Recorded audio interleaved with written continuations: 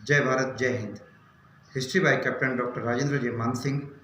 ऐतिहासिक अध्ययन और अनुसंधान की इस कक्षा में विद्यार्थियों, एक लंबे अरसे के बाद मैं आपका फिर से स्वागत करता हूं।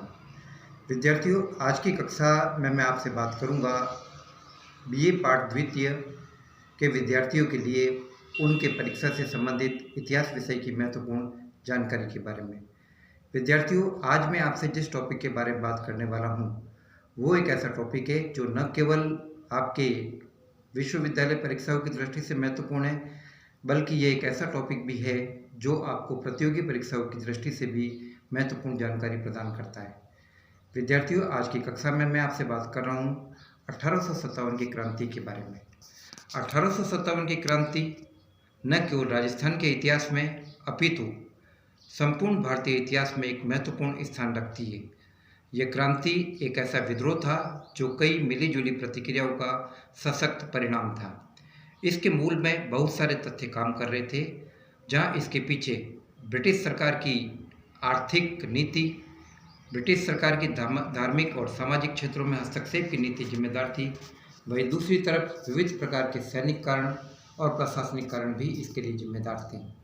आज की इस कक्षा में विद्यार्थियों, मैं आपसे इस क्रांति की प्रकृति, इस क्रांति के स्वरूप, इसके कारण परिणामों और राजस्थान में 1857 की क्रांति ने किस प्रकार से अलग अलग क्षेत्रों को प्रभावित किया, उन तमाम बातों के बारे में मैं आपको जानकारी दूंगा।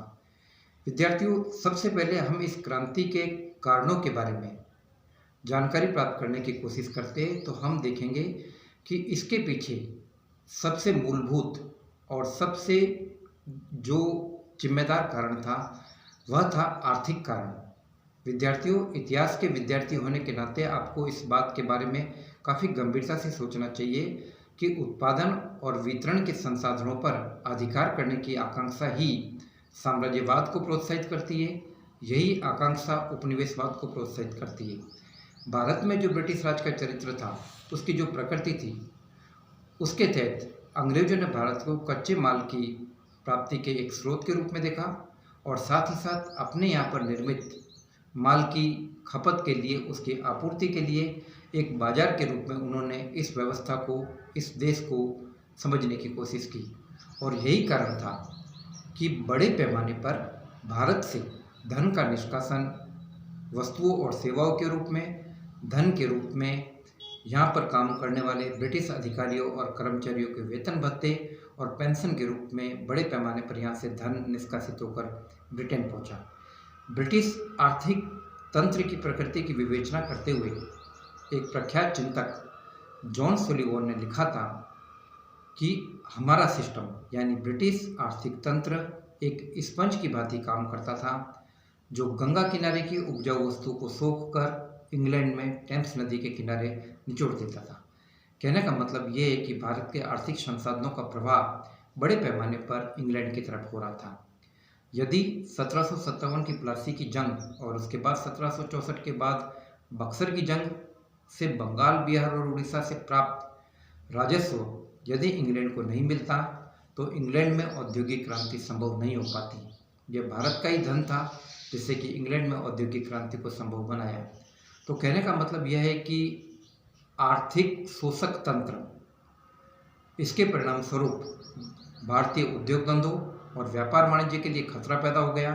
भारतीय खेती संकट के अंदर आ गई और बड़े पैमाने पर यहाँ से धन का निष्कासन ब्रिटेन को हुआ। तो यह एक आर्थिक असंतोष था जो भारतीय जनमानस के मन में एक तीव्र प्रतिक्रिया के रूप में पैदा हुआ।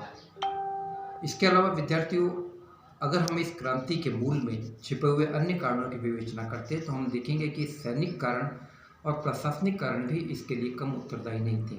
जहाँ तक सैनिक क्षेत्र की बात है, अंग्रेजों के द्वारा भारतीय सैनिकों और ब्रिटिश सैनिकों के बीच भेदभाव की नीति अपनाई जाती थी। एक भारतीय सैनिक चाहे कितना ही काबिल क्यों न हो, कितना ही योग्य क्यों न हो, वह सूबेदार के पद से ऊपर की पदोन्नति प्राप्त नहीं कर सकता था।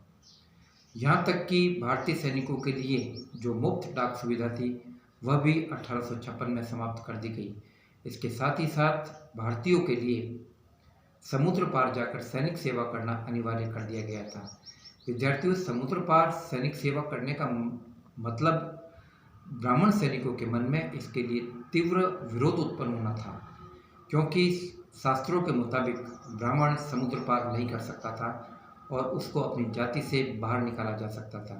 इसके प्रायश्चित के फलस्वरूप उसे बड़े पैमाने पर एक धार्मिक आयोजन करना पड़ता था। तो कहने का मतलब ये कि समुद्री सेवाओं ने उस दौर के ब्राह्मण सैनिकों के मन में बड़े पैमाने पर आक्रोश पैदा कर दिया। इसके अलावा एक समान पद पर नियुक्त भारतीय सैनिक और ब्रिटिश सैनिक के वेतन में भी काफ़ी अंतर हुआ करता था।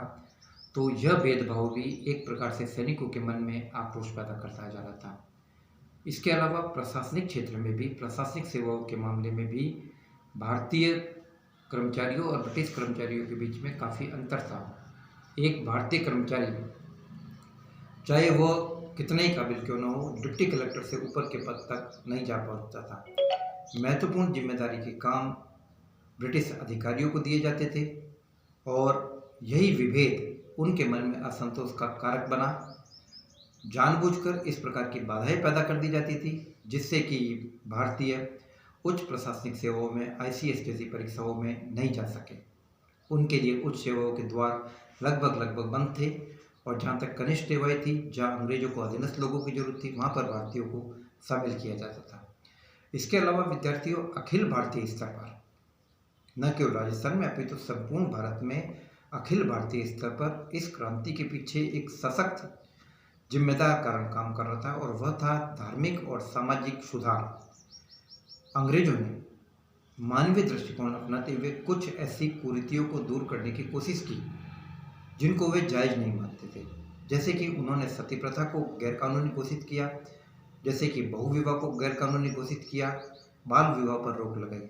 विद्यार्थियों, सामाजिक धरातल पर, मानवीय धरातल पर अगर हम बात करते तो यह सुधारों की श्रेणी में था, लेकिन धार्मिक मामलों में अंग्रेजों के इन कदमों की भारतीय जनमानस में काफ़ी तीव्र प्रतिक्रिया हुई और भारतीयों को ऐसा लगा कि उनके सामाजिक और धार्मिक मामलों में हस्तक्षेप करके अंग्रेज उनकी सामाजिक और धार्मिक संस्थाओं को नष्ट करना चाहते, वे इस देश को क्रिश्चियनिटी में बदलना चाहते, ईसाइयत में परिवर्तित करना चाहते और उन्होंने यह मानना चालू कर दिया कि अब ईस्ट इंडिया कंपनी औरंगजेब की भूमिका में है और जब ईस्ट इंडिया कंपनी औरंगजेब की भूमिका में है तो हमें शिवाजी बनना पड़ेगा।